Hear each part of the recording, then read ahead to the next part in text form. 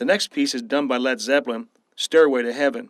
And she's buying a stairway on the wall, but she wants to be sure, 'cause you know sometimes words have meaning. And it's humming and it won't go, in case you don't know. The piper's calling you. Yes, there are two paths you can go back. Jimmy Page, who bought Corolli's mansion, said the lyrics for Stairway to Heaven came from an old ancient manuscript of satanic witchcraft.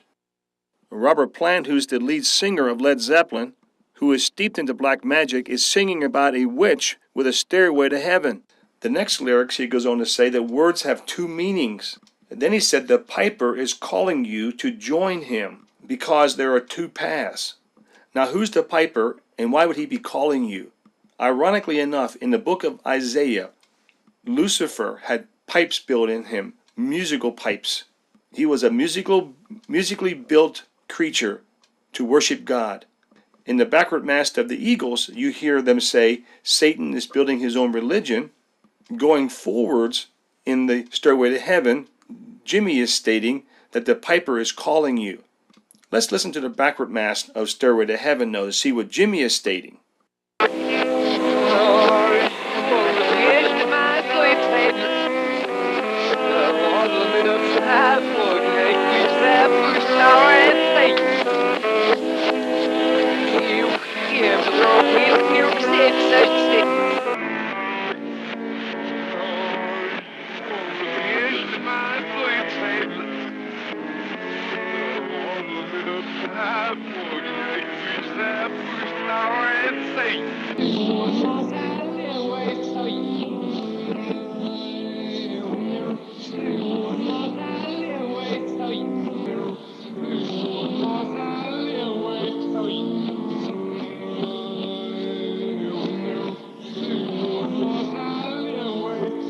In Mick Jagger's lyrics, Sympathy for the Devil, it states, "What's puzzling you? Is it the nature of my game?"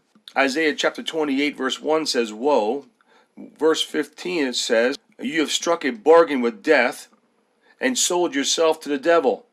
The ones who struck the bargain with Satan, they claimed that they can never be touched because, now get this, we are under the care of the one who deceives and fools them. What's ironic about these people is that they're believing the deceiver is going to protect them. In Led Zeppelin's music with the Eagles, that's exactly what they're doing. Thessalonians doesn't give these people much hope. Here's what it says. He will completely fool those who are on their way to hell because they have said no to the truth. These contemporary people are believing the utopia lie, the one that John Lennon sang about in Imagine. It's the UN theme song in Rio, which we will be soon talking about. So what you just heard in the most popular rock music ever by the Eagles and Led Zeppelin, and he has plans on building his own utopia and his own religion. The next person is Jim Morrison. He overdosed himself in Paris. He had an interview back in 1969. I have a soundbite of this, and I'd like to share a copy of it with you. I once wrote a piece on you called The Shaman as Superstar, in which I suggested that rock musicians, rock heroes, perform a religious function for kids, for young people. Do you sometimes see your concerts as a sort of ritual? Yeah, it's a funny thing. I've read a little bit about shamanism. America, it's just the opposite, really. A lot of people are, at our concerts at least, they're sort of, it seems like they don't really come to hear us speak politics. What do they come to hear? I mean, well, I know you can say I think they come more for the religious experience. Did you catch that comment? The Doors are telling us that these concerts are a place of religious experience. Whether you know this or not, everybody worships something. And the Doors came up with a song called Break On Through to the Other Side. So I'm going to play you a small soundbite of this song. And then we're going to backward mask it.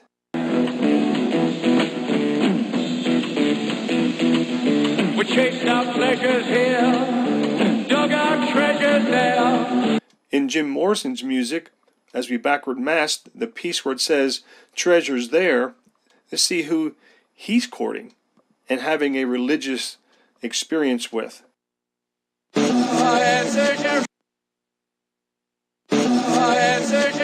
Clearly, you can hear in the Doors' music the statement, I am Satan, I am Satan.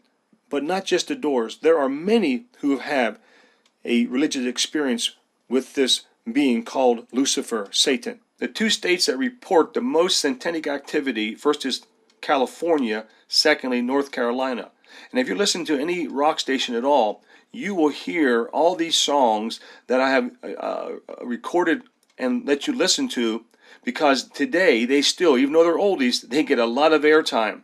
But where did this backward mask come from? It came from a person named Aleister Crowley. Two major occultic groups honored him. First was Beatles, and the second was Ozzy Osbourne. Eagles in the album Hotel California showed Anton LaVey, who was a student of Crowley. But Crowley, however, wrote a book called Magic, and he said in the book, anybody who wants to be a student of Satanism has to learn to write backwards and walk backwards and watch a lot of television and movies. Now, if you want to hear firsthand the satanic method that Crowley spoke about in the Book of Magic, is going to be in the song Darlin' Nikki. And here's a soundbite. I knew a girl named Nikki, I guess you could say she was a sex fiend. I met her in a hotel lobby, masturbating with magazines.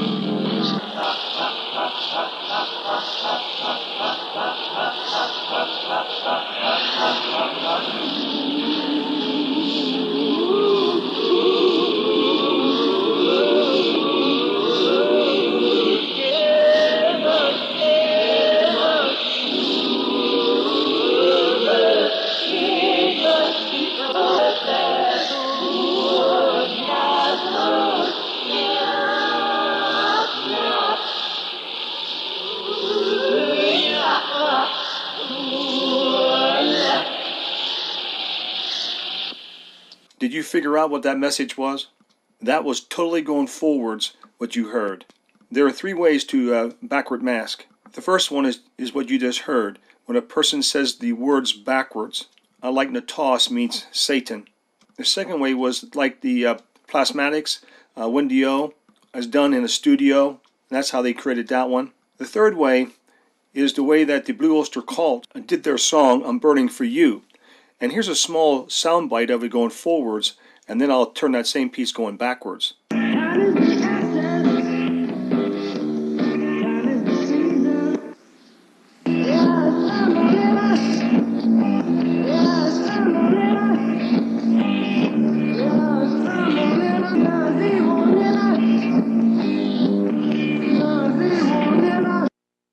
So what you just heard was a backward mask that was demonic. It wasn't staged.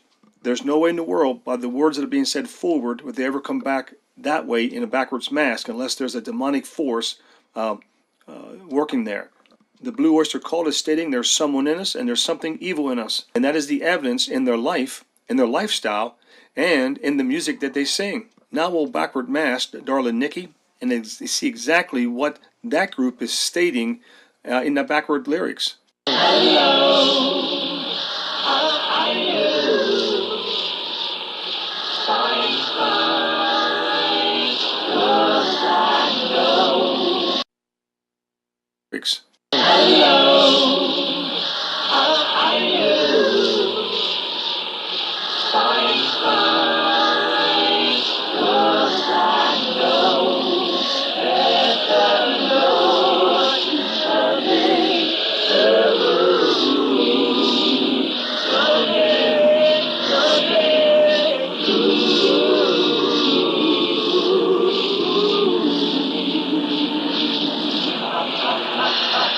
Wendy O was right about brainwashing. This song here, Darlin' Nikki, done by Prince, a masturbation song, totally mocks the coming of Christ. To the person listening, if you keep listening, you will hear about the 2,500-year prophecy that happened April of 2008. Make no bones, it was no coincidence. And neither is it any coincidence that Prince would sing these lyrics backwards, just as Crowley instructed his pupils who would want to follow after Lucifer. Let me take a moment to read something to you found in Revelation chapter 12,